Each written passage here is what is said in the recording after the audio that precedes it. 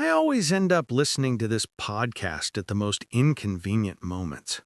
In the shower, in the coffee line, during heartbreaks, mine or someone else's. Love Unfiltered, a show where some anonymous girl with a voice that sounds like an evening after rain tells people that love isn't a glamorous filter, it's a gif of a cat falling into a box. Millions of fans! And me, her number one critic. Yeah, that's right, I'm Truth Hurts 99, the guy who comments under every episode. Your relationship philosophy is just a psychological smoothie with no protein of logic. And yeah, it kind of amuses me, because this woman is a mix of everything that gets under my skin. Overconfidence, feelings analyzed down to milliseconds, and that laugh, the one that sounds like she always knows more than you. I don't believe in love podcasts. I believe in real coffee without milk and words without a script. That morning, I walked into a small café, trying to escape work. Los Angeles shimmered outside after the rain, and the barista was playing her again. And some men criticize everything because they're afraid someone might finally see their vulnerability. I almost choked on my coffee. Is she talking about me or what? I muttered out loud. Maybe she just recognized the type, said a girl nearby, smiling as she flipped through her sketchbook. She was sitting by the window, oversized sweater, messy hair, eyes the color of dark chocolate. She was sketching something, probably a caricature of me. Fitting, honestly. You listen to her too? I asked. Sometimes, for research. Oh, research? U.S. sociologist or just a fan of psychological disasters? Maybe both, she said with a half-smile. And you? Me? I just like laughing at other people's relationship fails. She chuckled, and I realized that sound was the best music of the morning. We talked for 2 hours. Her name was Lana. She worked as a copywriter, loved old movies, and hated coffee without sugar. That's where we disagreed. She joked a lot, but behind her words there was a depth, the kind that makes you feel a little exposed. I thought, here's someone who could actually decode me, and that scared me. That evening I got home, brewed some coffee, opened my laptop, and saw the notification. New episode of Love Unfiltered, Why Men Are Afraid of Real Conversations. I hit play and froze within seconds. Today, I met a guy. He thinks love is a sarcastic meme, not a feeling. He believes honesty is weakness. But you know what? His laugh? It sounded like someone who hasn't allowed himself to be happy in a long time. I sat there, cup in hand, completely still. She was talking about me, about today. And somehow, I didn't know how, but that voice, that rhythm, even the pauses between her words, it was Lana. I opened the comments again and typed, "Looks like you met an idiot today. Don't judge him too harshly. He's just not fast enough to keep up with your podcast." But the moment I hit enter, I realized if she really was Lana, I had just insulted the girl I actually liked. Your life can change with a single word. Mine changed with a comment. The next morning, I went back to being there, even though I was supposed to be in a meeting. Instead of reports, coffee. Instead of plans, searching for a pair of eyes I was already drowning in.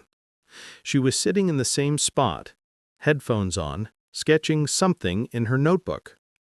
And I, being the complete idiot that I am, tried to act natural, until I realized I was just standing there staring at her like a guy in a rom-com who forgot his lines.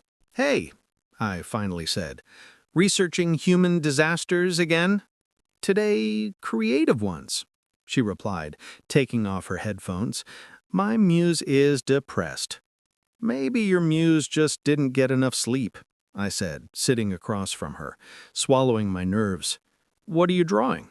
"Not sure. Probably a portrait of egoism." She looked up, and in her smile, I saw something familiar. That same faint sarcasm the Love Unfiltered host used whenever she tried to hide her feelings. I brushed it off. Coincidence. There are millions of voices in the world. Only my brain could turn one of them into paranoia. We started seeing each other every morning. Coffee, jokes, light teasing, and between the lines, something that smelled not just like caffeine, but like danger. One day she asked, "Have you ever criticized someone just because you were too afraid to admit you cared?" "No," I said. "I criticize people because they usually say nonsense.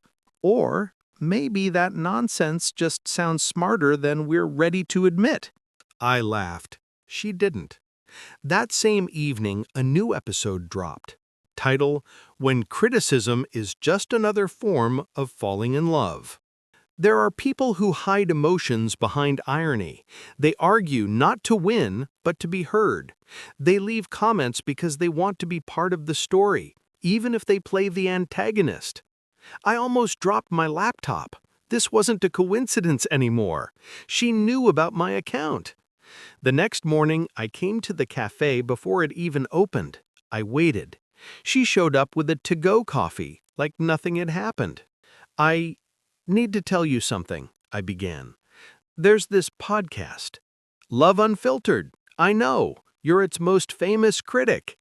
She smiled, but there was a flicker of worry in her eyes. "So you—" "Yes," she nodded. "I'm the host." Silence hung between us like steam over hot coffee. "So you knew all along?" I asked. "Not right away," she said. "But when you quoted my own joke about emotional smoothies, I figured it out." I ran a hand through my hair. "So I was your lab rat?" "No," she said quietly. "You're the reason I stopped pretending I understand love." We sat there in silence. I didn't know whether I wanted to kiss her or run away. "You do realize," I said, "that after this no one's going to believe our story wasn't staged?" "Maybe that's a good thing," she sighed, "because for once I'm not acting." She looked at me over her cup, and I realized there was more truth in that glance than in every podcast in the world. That night, a new episode aired. Sometimes we meet someone who doesn't believe in love, and then the only way to prove it exists is to let them hear themselves in the silence. I listened, and I knew she was talking to me. The problem was, now my voice wanted to be heard too. And this time, it wasn't criticism. It was a confession. A week later, I heard myself on her podcast for the first time. Yes, me. She played a clip of our conversation, that part where I said, "Love is just a sarcastic meme." Then, after a short pause, she added, "But maybe even a meme is just another way of saying, I miss you, just funnier." It was tender, and it hurt. Like a song you keep on repeat, even though you know it's no longer yours. We didn't see each other for a few days. I didn't know whether to be angry, sad, or text her, "Seriously, without asking?" But each of her new episodes sounded like an apology, encrypted between the lines. And then, one evening, when I walked into the same cafe, the barista handed me a cup with a note attached. "Live podcast recording tonight. If you have something to say, come." So I came. A small hall, warm light, a microphone, a few people.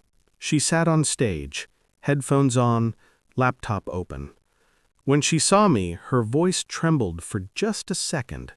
"Tonight," she said into the mic, "we're talking about honesty, even when it can ruin everything."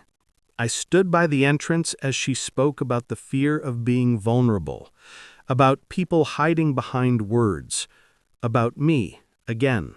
And when the crowd laughed at one of her jokes, I realized either I do something now or I'll regret it forever. I walked up on stage. "Sorry," I said, "but if you're going to talk about me, at least let me answer." The crowd froze. So did she. I took the second microphone, and before I could think, the words just came out. I hated this podcast because it made me feel. A pause. A few soft smiles in the audience. But then I realized I just didn't like hearing the truth. Your truth. About me. She said nothing. Her eyes locked on mine. I went on. You're the voice that made me stop running from my own emotions. And honestly, Lana, I don't want to be your critic anymore. I want to be your story. Silence. Someone in the crowd whispered, "Wow." She took off her headphones, set them on the table, and stepped closer. "You know this is all going on air, right?" she asked. "Perfect," I smiled. "Let the world know that even cynics fall in love." She laughed, genuinely, without irony. And then she just hugged me. The microphone caught everything. Our footsteps, our breathing, our laughter. None of it was perfect. But maybe that's exactly why it was real. A week later, a new episode came out. Title, When Criticism Turns into a Confession. This episode is special because sometimes the person throwing words at you just wants you to hear their heart. And if you're lucky, they finally hear it too.